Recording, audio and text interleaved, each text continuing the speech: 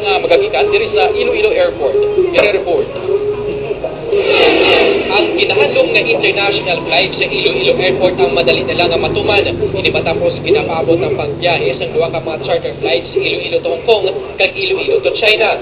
Madamo sa mga destinasyon diri sa isla sang Panay, yang iban wala pa madiskubre kag makantuan sa mga turista. Pinagi sa Open Sky Policy ginaloban sa Tourism Department ang pagsanyog sa turismo kag dako nga bulig sa dalagan sa ekonomiya sa rehiyon.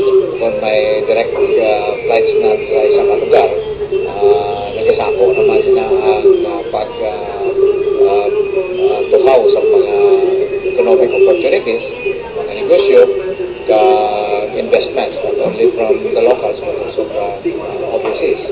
Habang dapat mangitanda sunod kay DOT Regional Director Edwin Trompeta, ang sektor sa turismo lakip ng local government units sa mga demand kadungan sa pagdagsa sa mga turista.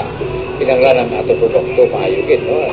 Is well packaged in terms of peace and order, in terms of cleanliness and beautification, in terms of order sa atong mga dalanon. Madugay ng handom sa Iloilo Airport na makaserbisyo pinagi sa pagbaton sa mga international flights. Para sa TV Patrol, Kenneth Gladikuon, una sa balik.